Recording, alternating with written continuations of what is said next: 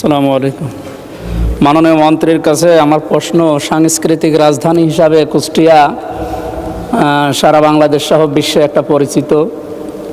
আমাদের মাদক দ্রব্য নিয়ন্ত্রণের জন্য যে সমস্ত কথা প্রধানমন্ত্রী সহ মন্ত্রণালয়গুলো চেষ্টা করে যাচ্ছে, আমার প্রশ্ন, কুষ্টিয়ার লালন শাহের মাজার এটা কি মানে মাদক দ্রব্য মুক্ত এলাকা করার জন্য কোনো উদ্যোগ আছে কি না?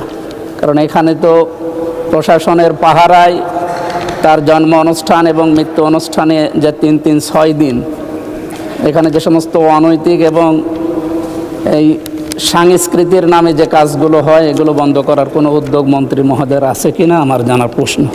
মাননীয় মন্ত্রী। ধন্যবাদ মাননীয় সংসদ সদস্য। শুধু কুষ্টিয়ার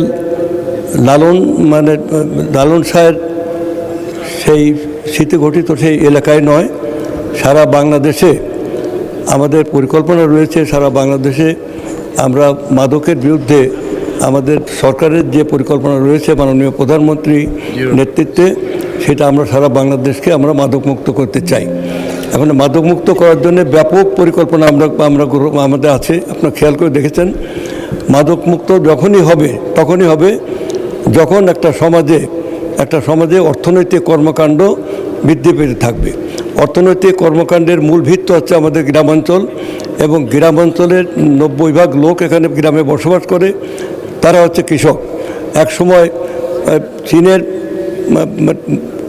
মাও সেতুং বলেছিলেন যে ওরা ঘুমোচ্ছে, ওদের ঘুমোতে দাও। সমস্ত মানুষ আফিন খেয়ে ঘুমোতো। ওরা যখন জাগবে তখন সব কিছু তছনছ করে ফেলবে। আজকে বাংলাদেশে গত 18 বছর যে ঘনতম স্বাচ্ছন্ন অন্ধকার যুগ গিয়েছে, সেই অন্ধকার যুগে এই মাদক দ্রব্যকে ব্যাপক বিস্তার লাভ করেছে। তখন সংসদ সদস্য, অনেক মন্ত্রীরা পর্যন্ত, অনেক রাজনৈতিক নেতা এবং সমাজে বড় বড় সেই কর্মীরা তারা পর্যন্ত এই মাদক ব্যবসার সাথে যুক্ত ছিল। এই মাদক ব্যবসার সমস্ত মানুষ এই দেশে অপসংস্কৃতি, জীবন বিমুখ, সংগ্রাম বিমুখ, শৃঙ্গার রসাত্মক এই সমস্ত সংস্কৃতি আমাদের গোটা জাতির চেতনাকে ধ্বংস করে ফেলেছিল। এই যুব সমাজকে ধ্বংসের পরিকল্পনা একদিকে, অন্যদিকে পরীক্ষার খাতায় লিখুক আর না লিখুক 97% পাস করাতে হবে, এই ছিল 8% পাস করতে হবে, এই ছিল ব্যবস্থা। অতএব শিক্ষার সংস্কৃতি, ইতিহাস, ঐতিহ্য সব কিছুকে ধ্বংস করে একটা অন্ধকার যুগের যে ছিল, সেখানে আমরা সেই যুগের অবসান ঘটিয়ে আমাদের সরকার প্রধানের যে দৃষ্টিভঙ্গি নিয়ে আমরা একটা নতুন বাংলাদেশ, শহীদ জিয়ার পথে আমরা একটা নতুন বাংলাদেশ, একটা নবজাগরণ আনতে চাই।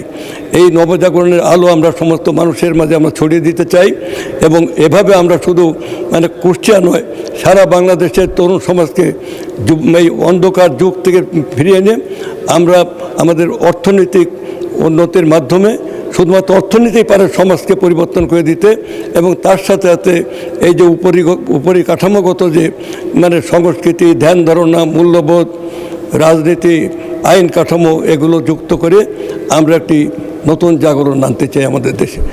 আপনাকে ধন্যবাদ মাননীয় সংসদ সদস্য।